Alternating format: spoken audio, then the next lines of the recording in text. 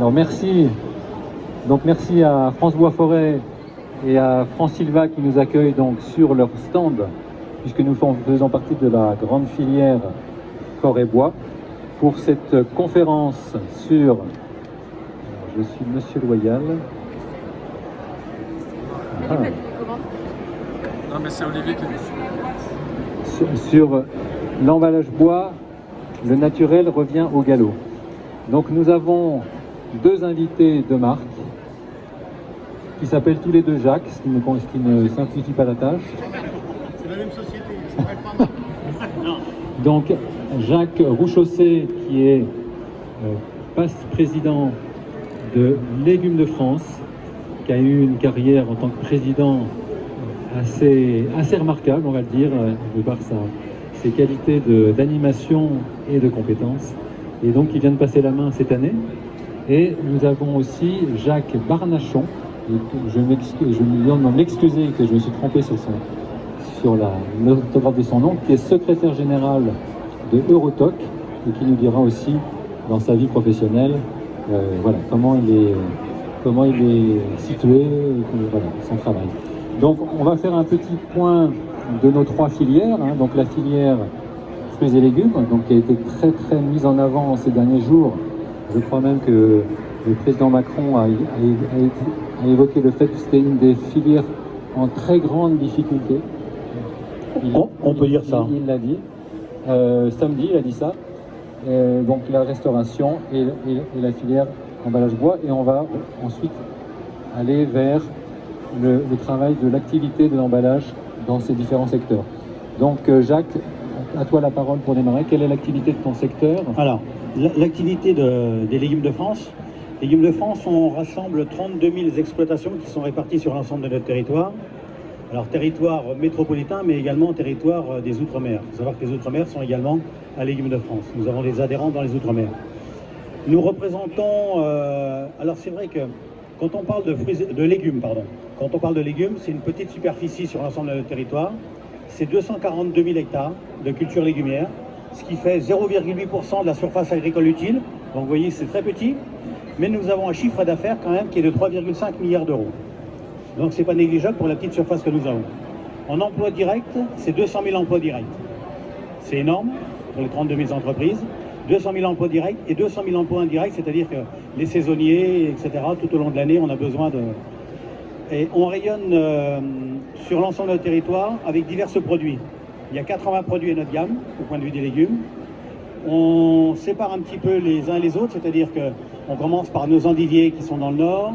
Il y en a aussi les endives en Bretagne, mais principalement dans le nord. On a des producteurs céristes sous serre chaude. On a des producteurs de plein champ, dans les baies de Mont-Saint-Michel ou dans la région de Nantes. Des producteurs qui sont peut-être de mono ou biculture, qui sont spécialisés, qui sont mécanisés en robotisation, etc. On a une autre tranche de producteurs, ce qu'on appelle les producteurs de ceinture verte, que vous avez peut-être autour de chez vous, qui sont les ceintures vertes, donc autour des villes. C'est des producteurs à taille un peu plus modeste, avec des abris, je dirais, froids, qui correspondent à la saisonnalité, naturellement, de la région. Voilà, grosso modo, ce qu'on peut représenter. On est également adhérent à plusieurs organismes, l'interprofession des fruits et légumes. L'interprofession des fruits et légumes, ça ressemble toute la filière. C'est-à-dire qu'on part du producteur jusqu'aux importateurs. Il y a la distribution également qui est avec nous. On est la plus grande famille interprofessionnelle. Je suis également le président du centre technique interprofessionnel, de tout ce qui est recherche, développement, innovation. Et puis, il y a beaucoup de choses également, donc j'ai beaucoup de casquettes, mais sinon on va être là jusqu'à demain matin. Voilà grosso modo ce que je pouvais dire sur Légumes de France. Merci Jacques. Et donc Jacques Barnachon, pour la filière restauration, qui avait subi quelques aléas aussi avec le confinement, et on avait travaillé ensemble pour la sortie des confinements. On en reparlera tout à l'heure. Ça marche comme ça, voilà. Bonjour, donc Jacques Barnachon, je suis chef cuisinier, étoilé Michelin depuis 19 années dans le Doubs, et secrétaire général d'Eurotoc France. Et la France est secrétaire général d'Eurotoc Europe. C'est 2500 chefs en Europe, 250 chefs en France. Et nous, on est vraiment très proche des producteurs du produit, de la saisonnalité. Et c'est Paul Bocuse qui avait créé cette belle association en 1986. Et donc, on a eu la chance avec Guillaume Gomez et Michel Roth de reprendre cette belle association. Et puis, avec les emballages bois, les cagettes en bois, comme on dit, eh ben, on aimerait bien que ça revienne de plus en plus sur nos palettes d'arrivage, parce que Edin, pour tout ce qui est parti pour la marée, pour ce qui est coquilles Saint-Jacques, sardines, les merlans, les maquereaux, toute la partie des poissons bleus, les homards, les moules. On a souvent des emballages plastiques alors que le bois ça va très bien. Après on n'a encore pas tout à fait trouvé la solution, soit pour réutiliser ces matériaux, il faut vraiment des fournisseurs qui reprennent ces cagettes, mais souvent c'est pas de la livraison directe, tout dépend des régions où nous sommes, quoi. Et par contre, on a quand même, moi j'ai des gens qui récupèrent tous les emballages bois pour de la réutilisation locale. Donc c'est quand même autant de déchets plastiques que l'on ne réutilise pas, quoi. On va revenir, Jacques, sur ces sujets de la fin de vie des emballages, du contact alimentaire, etc., parce que ce sont des sujets très très importants pour notre filière. Donc pour moi parler en quelques mots aussi de la filière emballage bois. Nous aussi on fait partie de la très grande filière forêt-bois, donc qui est ici, qui elle représente aussi beaucoup de salariés, 400 000 salariés en tout. Et nous on est un tout petit secteur, puisque le secteur de l'emballage léger ne représente que 2000 salariés sur la France. Donc c'est un petit secteur qui fait à peu près 300 millions d'euros de chiffre d'affaires, et donc qui est un petit secteur mais très important parce que très visible, parce que tous les consommateurs ne voient autour d'eux que les emballages alimentaires, puisqu'ils n'arrêtent pas d'en acheter et d'essayer de voir la meilleure façon de les réutiliser, de les jeter, de les brûler, etc. Enfin, il y a plein de débats, et ce qui fait que les gens sont souvent assez horripilés par tous ces emballages. Donc c'est un sujet qu'on voit toujours rejaillir, comme si c'était un peu l'alpha et l'oméga de la pollution, alors que c'est quand même un tout petit sujet en termes de quantité de déchets, mais on reparlera aussi donc de la fin de vie qui est très très important. Donc on a nous dans l'emballage léger en bois, on a des grands secteurs utilisateurs, donc Jacques en a parlé. C'est d'abord le fruits et légumes, qui est pas le plus important en nombre d'emballages, mais qui est le plus important en valeur. Ensuite, il y a tout ce qui est fromage, qui est le plus important en nombre d'emballages, mais pas le plus important en valeur, parce que ce sont des tout petits emballages, vous avez bien compris. Et puis ensuite, l'ostréiculture, qui là aussi est un beau secteur, qui ne représente pas énormément d'emballage ni de chiffre d'affaires, mais qui est un très beau secteur et extrêmement important parce que ce sont des sujets sur lesquels il n'y a pas vraiment d'alternative. Il y a eu des tentatives du carton, il y a eu des tentatives du plastique, et à chaque fois ça a été un gros échec parce que l'huître, c'est un animal qui a besoin de rester vivant et d'être transporté vivant. Et donc les transferts d'humidité entre l'huître et le bois sont absolument excellents. Et donc c'est d'où le fait que chaque produit en fait trouve son matériau. C'est quelque chose qui est assez naturel aussi en tant que tel. Donc là je vais revenir juste avec Jacques Barnachon sur cette fiche hygiène, puisque on avait travaillé avec Eurotoc, puisque c'était un sujet qui nous avait été posé, c'est comment faire revenir le bois dans les cuisines. Il ne faut pas oublier que le bois dans les cuisines, ça a duré quand même plusieurs décennies, voire des centaines d'années. Et moi je suis un chef qui a commencé à travailler dans les cuisines avec des planches en plastique, parce que la législation venait de tomber il y a 30-35 ans. Et en fait, on se rend compte que dans les planches en plastique, on a beaucoup plus de difficultés à enlever les bactéries. C'est beaucoup plus compliqué, ça s'incruste vraiment dedans. Alors que du bois, si c'est sur un bio de bois, c'est du bois qui est mis debout, donc ça se brosse, ça pénètre beaucoup moins, l'aliment pénètre beaucoup moins dans la planche, si on veut. Et pour essayer de faire comprendre ça au service d'hygiène, qu'il y a une raison de revenir à la planche en bois, je pense que la partie elle n'est pas tout à fait gagnée. Je ne sais pas ce que Jacques en pense, mais...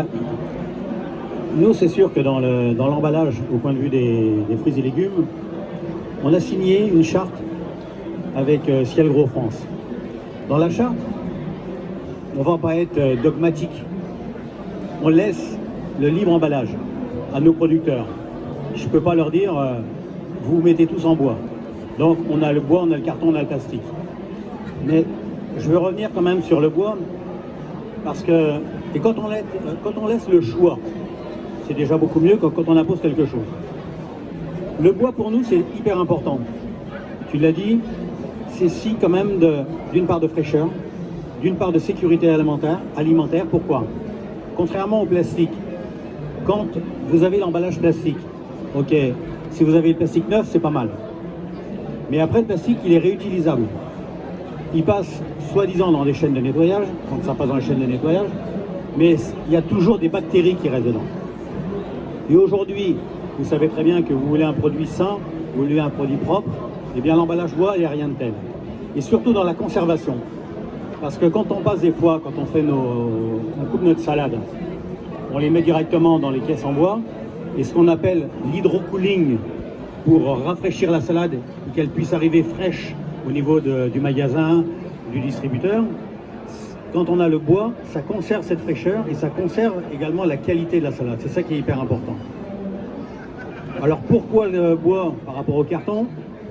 Je vous avais parlé de fraîcheur, je vous avais parlé... Nos légumes, c'est riche en eau. Si on utilise plus d'emballage carton, on a une déperdition au niveau du carton qui peut absorber également la fraîcheur du produit. Et puis, des fois dans les transports, on va dire ce qui est, si vous avez de l'humidité, le carton, ça résiste pas trop, ou ça résiste beaucoup moins. Donc on privilégie tout de même le bois par rapport à ça. C'est ça qui est important, c'est de voir cette communication pour dire attention. Et pour nous, alors c'est vrai que vous allez me dire, c'est un emballage unique. Oui, parce qu'en plus, au niveau de nos opérateurs, vous voyez souvent sur les emballages bois, marqué Paysan de Rougeline ou Savéole, parce qu'il y a l'identification qui peut vous permettre de reconnaître le vrai produit. Et ça, c'est une marque très importante parce qu'il n'y a pas de tromperie. On est vraiment dans le flocage qui est hyper important. Alors vous allez me dire, si c'est un emballage unique, il y a de la perte, etc. Il n'y a pas de la perte parce qu'il y a du recyclage. Tu nous en parleras tout à l'heure. Ce que je veux vous dire également par rapport au plastique, le plastique, il est fait à partir de quoi? Pétrole. Donc on ne va pas faire un débat entre le pétrole, etc. Mais il faut quand même voir que le bois a beaucoup d'avantages. Et ce que l'on a fait également avec Légumes de France et en partenariat avec le Ciel Gros France, vous voyez ces magnifiques pyramides de légumes. À chaque fois quand on fait notre congrès national dans un département différent, eh bien, pour supporter nos légumes, on utilise l'emballage bois pour mettre en valeur nos légumes. C'est ça qui est important, le partenariat, c'est la communication aussi. Et dans cette communication, il faut être très fort, parce qu'en plus, ça fait bien ressortir nos légumes. C'est très important. Tout à fait. Merci beaucoup. Je vous reboucle sur l'aspect hygiène. Après, on va passer plutôt à l'aspect de la fin de vie, du recyclage. Mais sur l'aspect hygiène, c'est vrai qu'à une époque, les services vétérinaires disaient instantanément « Ah non, le bois, on ne veut pas de bois ». Et donc les gens qui prenaient des cours pour être contrôleurs, ils intégraient que le bois c'est pas bien parce que c'est pas hygiénique. Mais ça venait de quoi? Ça venait du fait que si vous mettez du bois dans de la terre, évidemment votre palette par exemple elle va être sale et on n'a pas envie de faire rentrer ça dans un frigo ou dans une cuisine. Mais donc on est parti au travail pour remonter la pente, d'une part en faisant des études extrêmement importantes sur les migrations microbiologiques, les migrations chimiques, les migrations organoleptiques du bois. On a démontré que le bois était puissamment antimicrobien, qui était une qualité assez exceptionnelle et donc qui permettait d'attraper les micro-organismes et de les stériliser dans le bois. Donc c'était quelque chose de très très important qui permet aujourd'hui de mettre du bois dans des hôpitaux, dans des EHPAD, parce qu'on a compris que le bois avait cette qualité antimicrobienne que n'ont pas les autres matériaux. Et donc on a fait ce travail et ensuite on est allé voir les écoles vétérinaires et on leur a dit voilà, on va vous montrer les études qu'on a faites depuis maintenant, ça a duré 5 ans. On a dépensé presque 1 million d'euros à l'époque grâce à toute la filière qui nous a aidé à faire tous ces travaux. et on est allé voir les services vétérinaires en leur disant voilà, le bois est puissamment antimicrobien et donc s'il est propre, s'il n'est pas souillé, eh bien c'est le matériau le plus sain pour être dans une cuisine, pour être dans un frigo, pour être, etc. Et donc on est arrivé à convaincre petit à petit toute une profession qui avait un logiciel comme ça qui avait été mal branché au départ. Donc voilà, maintenant on est assez content de tout ce qui a pu se passer. Et sur ce point-là, on va dire d'une certaine façon que le problème est réglé. Maintenant, le deuxième problème qui va se poser, c'est effectivement le problème de que devient l'emballage. Le recyclage. Voilà, que devient l'emballage. Alors, donc, Jacques a évoqué le fait que ce n'était pas forcément bien réglé dans la restauration. Alors, il semble que depuis cette année, il y a une obligation par rapport les fournisseurs doivent récupérer une partie des emballages en bois pour les recycler. Et avant que ça se mette en place, on va mettre à mon avis quelques années. Et tout dépend du lieu géographique où vous êtes aussi. Tout dépend si vous êtes en ville, en grande ville, en pleine campagne. Et tout dépend si vous êtes livré tous les jours, si vous allez chercher au marché, si vous allez chercher dans des centrales. C'est quand même un débat qui est relativement large. Et quand on voit la quantité d'emballage qu'on a à gérer, c'est vrai qu'il y a un gros travail à faire, ça c'est sûr. Le bois, on ne peut pas l'empiler. On est obligé de le superposer. Le plastique, il s'empile ou il se replie. C'est ça qui est pratique. Mais la convention qu'on peut mettre également avec les mairies, puisque moi je suis également sur un marché forain, une fois que j'ai fini mon marché forain, je trie mes emballages bois, mes emballages carton. La ville vient récupérer pour faire du recyclage. C'est ça qui est important. Alors c'est vrai que c'est un peu long à se mettre en place, mais c'est quand même bien de pouvoir faire ça. Et même sur nos exploitations, on est obligé, on trie les emballages, parce que c'est important, pour pouvoir les recycler. On grille pas une allumette, quoi. Hein, parce qu'on sait bien qu'avec le bois, on peut faire beaucoup de choses derrière, et c'est ça qui est important. Ça se met petit à petit en place, c'est sûr et certain. Ça va être un petit peu long, mais je pense que les gens ont pris conscience aujourd'hui qu'il ne faut pas jeter. Il ne faut pas jeter, il ne faut pas brûler, il faut recycler. C'est ça qui est le terme qui est important, Olivier. Alors, je vais un peu te contredire parce que, en fait, aujourd'hui, pour le bois, si on prend un emballage qui est fait à partir d'un matériau non renouvelable, c'est-à-dire quand on prend sur un stock fini, comme on fait un emballage en plastique, on prend sur un stock fini de pétrole. Et le pétrole, il met 1 million d'années à se faire, donc on n'est plus un stock fini. Quand on est dans le bois, nous, notre impératif catégorique, c'est de replanter des arbres.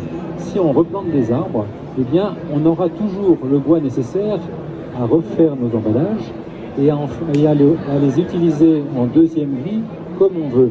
Et ça tombe très bien parce que nous, dans l'emballage en bois, quand vous broyez vos emballages en bois, eh bien, vous avez 2 exutoires possibles.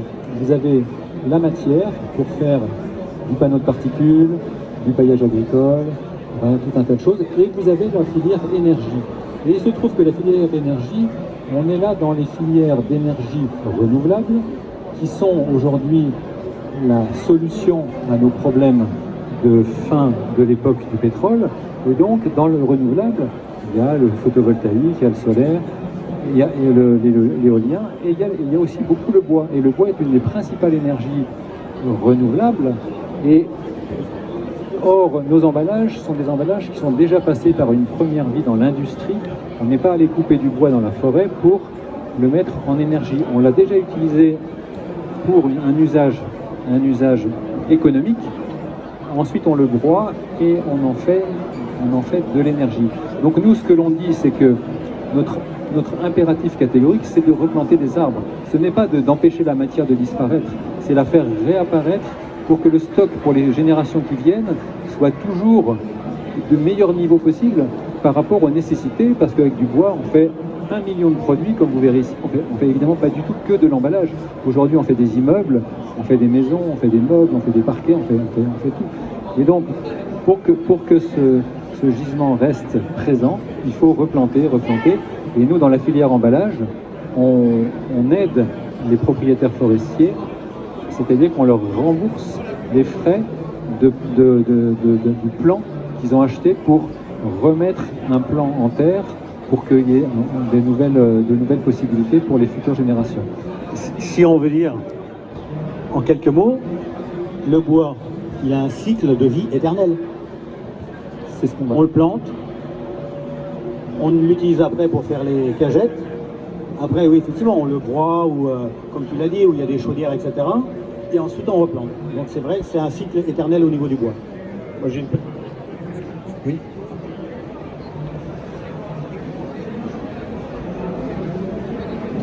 Quelle essence de bois vous utilisez pour faire les cagettes? Est-ce qu'il y a une différence entre des cagettes en bois pour les légumes, pour la marée, pour les champignons?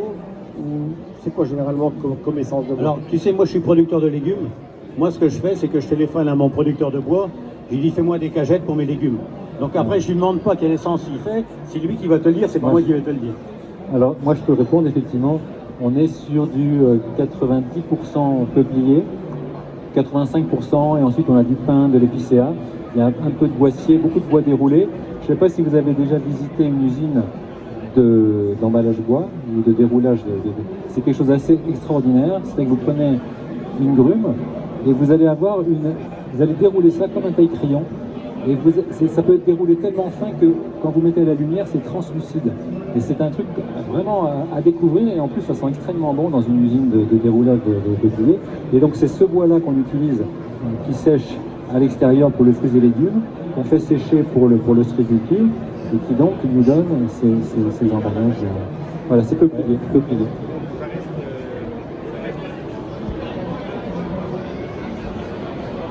Reste très logique parce que le peuplier absorbe énormément d'eau. Donc c'est pour ça que le bois, si on met des salades dans une cagette en bois, que le bois absorbe de l'eau, ça restitue l'eau. Il y a un échange qui peut se produire entre les légumes et le... C'est un échange entre le produit et le bois. C'est ce qui permet d'avoir cette fraîcheur que l'on n'a pas avec le plastique et que l'on n'a pas avec le carton. Donc automatiquement, c'est ça l'avantage de notre produit, où on veut amener la fraîcheur maximum au niveau du consommateur final. Mais comme disait Jacques, il y a un phénomène qui s'appelle l'hydrocooling. L'hydrocooling, c'est-à-dire qu'on prend par exemple la cagette 60-40 de radis, et elle va passer sous l'eau, ou elle va passer sous une douche, et donc ça va gorger le bois d'eau, et les radis aussi. Mais comme les radis vont sécher plus rapidement que le bois, et bien quand les radis vont commencer à sécher, le bois va relarguer de l'humidité vers les radis. Et les salades, c'est extrêmement important, parce que mettez des salades dans un emballage qui ne permet pas de respirer suffisamment. Une salade, ça se pourrit très très rapidement, et donc il faut être très précautionneux. Et donc cette charte de libre choix d'emballage qu'on a signée, c'était de dire, bon sang de bonsoir, les prescripteurs, laissez les producteurs qui connaissent parfaitement leurs produits choisir le matériel d'emballage. On ne veut pas mettre du bois partout. Tu as parlé d'une chose très juste. Notre légume, même une fois qu'on l'a coupé, la salade, elle continue à vivre. Et ça, il faut lui apporter justement le fait que quand ça va arriver dans les assiettes ou dans les préparations, il faut qu'elle soit encore vivante pour qu'elle soit la plus fraîche possible. Et ça, c'est important, c'est ces échanges entre l'évaporation, la transpiration, l'eau avec la cagette, qui fait que notre produit se comporte mieux au niveau du bois que du carton ou du plastique. Je voudrais quand même dire, parce qu'effectivement, il faudra de plus en plus passer à cet emballage bois.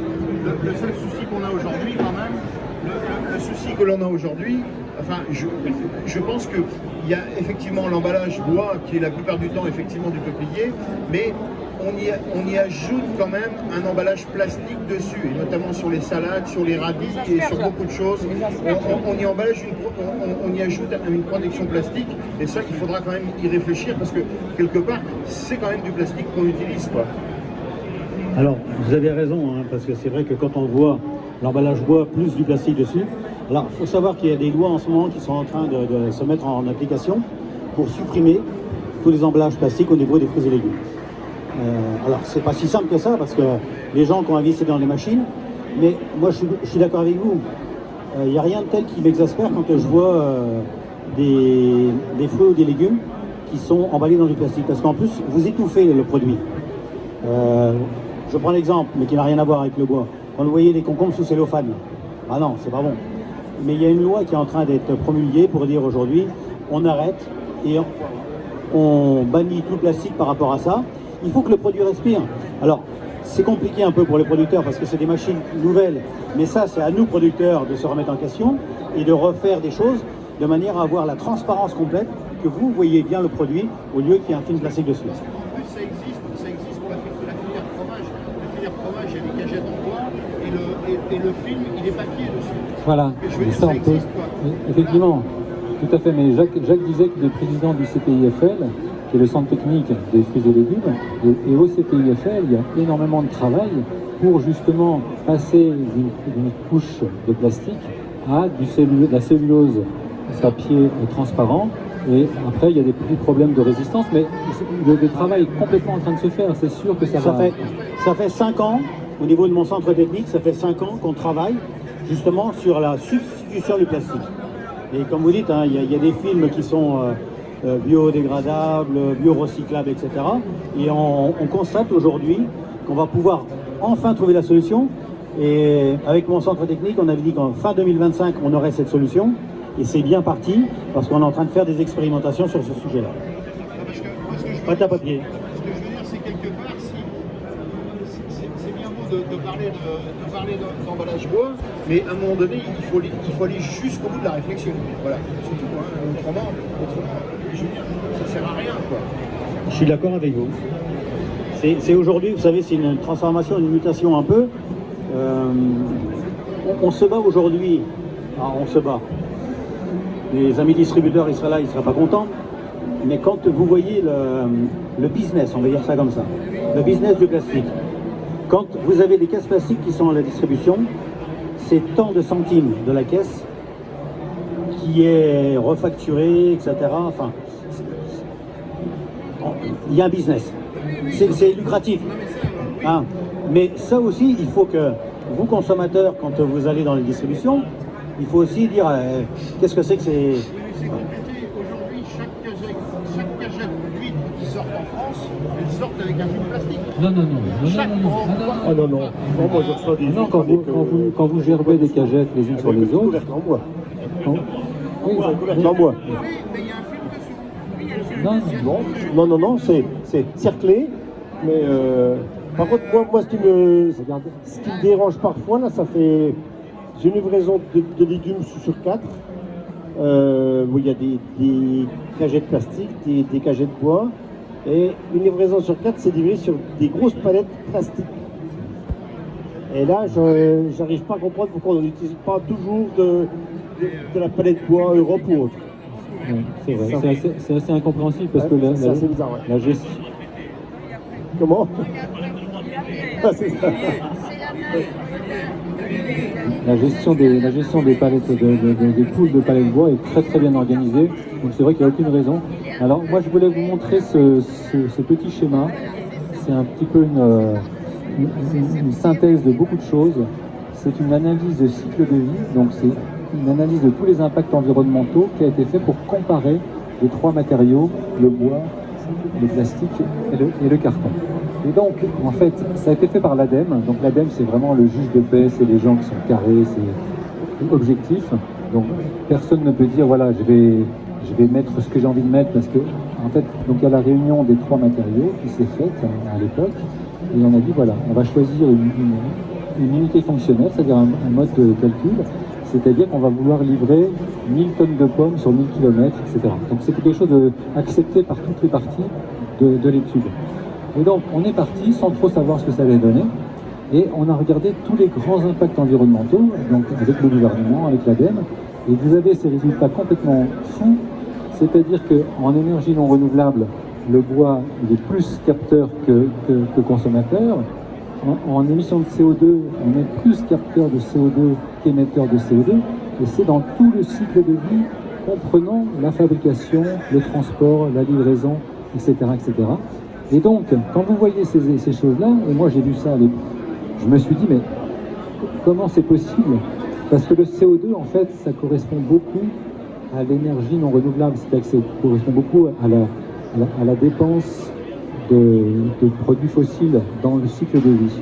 Et donc je me suis dit, mais comment ça va fonctionner pour ces matériaux dans l'avenir quand le prix du fuel, du gaz, du pétrole va monter au plafond, puisqu'on nous annonçait dans les années 90 qu'on était sur un peak oil et que petit à petit le pétrole allait disparaître. C'était complètement faux, le pétrole n'a pas du tout disparu, le prix n'est pas monté au plafond, mais néanmoins on est quand même devant des impacts carbone qui sont complètement différents.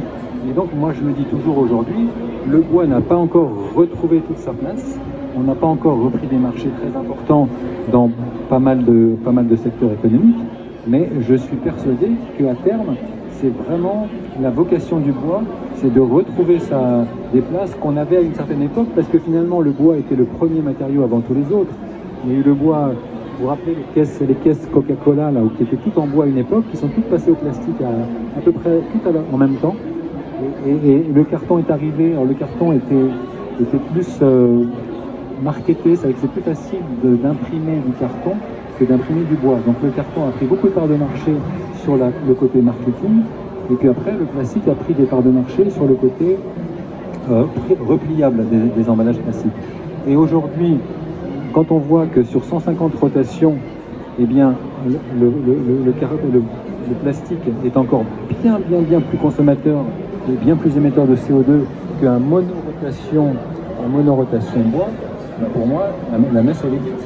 Et depuis cette époque-là, il n'a plus jamais été possible de faire d'autres analyses de cycle de vie comparatives, parce que les autres matériaux savent pertinemment qu'ils auront beau tordre le sujet dans tous les sens, le bois ça sera toujours à des kilomètres devant. C'est pour ça que je me dis, bon, le bois naturel revient au galop, c'est pas encore un vrai galop, mais enfin c'est un trop quand même, voilà. Et donc pour finir, je voulais demander donc à nos deux invités un peu votre actualité pour 2024 dans vos deux secteurs, puisque là maintenant on est parti pour faire le mieux pour nos adhérents, pour nos producteurs, pour nos chefs. Oui, enfin pour nos producteurs, moi ce qui m'importe c'est cette charte qu'on a signée, il faut la faire vivre, il faut qu'on continue. Il faut qu'on explique également à ceux qui sont un petit peu réticents, je crois qu'il y a du verset, ceux qui sont un petit peu réticents de pouvoir passer le cap et puis devenir vraiment en bois, en leur expliquant un petit peu, parce que ce tableau-là, je pense qu'il parle très bien de lui-même. Et aujourd'hui, on est dans une dynamique, on est dans un changement de mentalité, on avance et on continue et on progressera ensemble, parce que pour moi, le bois, c'est l'avenir.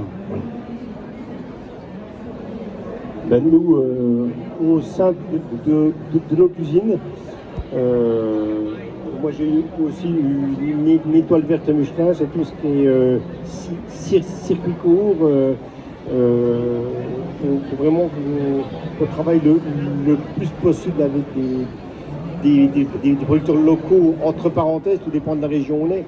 Si on est à 200 mètres d'altitude ou à 1200, on n'a pas les mêmes produits et surtout pas de la même proximité. Et moi, ce qui m'interpelle un petit peu tous les jours, je fais beaucoup de formations. On est seulement une petite entreprise de 30 personnes, mais la plupart des jeunes, 14, 15, 16, 14 ans quand ils viennent faire leur stage de découverte, quand ils sont en 3e ou en 15 ans, 16 ans, 17 ans, 18 ans, moi je me bats du matin au soir à leur expliquer, à faire du tri, pourquoi on a justement des emballages en bois et pourquoi il ne faut pas jeter les plastiques dans la poubelle tout le temps et autres. Et on a l'impression qu'il y a, je ne vais pas taper sur les doigts de l'éducation nationale ou des parents, on a l'impression qu'on répète, mais qu'il n'y a pas conscience de l'impact dans 10, 20 ou de 30 ans. Et il y a encore un sacré travail à faire parce que c'est complètement fou, quoi. Il y a, quand on voit tout simplement qu'ils réutilisent les vapotes en plastique ou quoi, et c'est jetable, c'est le plus mauvais exemple qu'on puisse donner. Alors nous on se bat pour faire du recyclage, pour faire de la caisse en bois et ainsi de suite. Mais côté de ça, le gouvernement ne lève pas un petit doigt sur ces dossiers-là. Et moi ça m'interpelle un peu quand même. Ouais. Merci. Voilà. Et là, tout ça, tout est dit. Alors merci infiniment. Jacques, je ne sais pas si tu veux dire un petit mot sur ton restaurant, parce que tu es où? Dis-nous un peu. Alors nous, on est frères et sœurs associés depuis 33 ans, je crois. On est à la frontière suisse, à côté de Morteau, notre belle saucisse de Morteau. D'ailleurs, on a une primeur meilleure ouvrier de France, là où on a le côté de Jacques Coulot. Et donc on est une belle affaire, hein. Hôtel, spa, bien-être, côté du bistrot, le côté du gastronomique. Et puis l'étoile depuis 19 ans. Je m'étais développé à Hong Kong 2013-2018. Là, la semaine dernière, je fais sur 4 jours pour essayer d'aller remettre un petit pied là-bas. J'ai fait Zurich, Hong Kong, Manille dimanche, lundi. Mercredi, j'étais à Hong Kong et Macao. Je suis rentré vendredi. Samedi soir, j'ai fait mon service et dimanche midi. Et là, je suis là. Mais, et on voit dans toutes les démarches qu'on met en France, dans le tri, on entend que ça. Et écologie, bio, faites attention, dépensez pas, n'allumez pas les lumières, chauffez-vous qu'à 19 degrés. Et quand on va de l'autre côté de la planète, je pense que ces efforts vont nous coûter très cher, à l'économie française. Parce que quand on voit de la vitesse que ça se développe encore, bon, ça fait 15 ans que je vais en Asie, ça explose. On a l'impression d'être une toute petite tête d'épingle dans une botte de foin. Espérons que ça va générer quelque chose un jour. Mais moi, plus je vais, plus je voyage et plus je vois des choses plus que ça. Et ça, c'est fou. Mais bon, voilà, c'est le constat. Donc voilà, dans notre petit parcours, on voyageait un peu. Super. Voilà. Et Jacques, Merci, Jacques a une belle exploitation au plein milieu de la des vignobles de Champagne, où il fait des fraises et des tomates. Voilà, C'est mon un exploitation, homme heureux. c'est à Mardeuil, à côté d'Épernay, pays du Champagne. Il y a quand même des producteurs de légumes dans le pays du Champagne. Et, alors, c'est ma femme qui a un peu de vigne. Faut pas mettre tous les œufs dans le même panier. Quand Champagne n'est pas faire de vigne. Ouais, ça serait dommage quand même. Voilà, merci. Merci beaucoup, merci pour votre participation et vos interventions intéressantes. Et voilà, on a fait le tour du sujet et très heureux.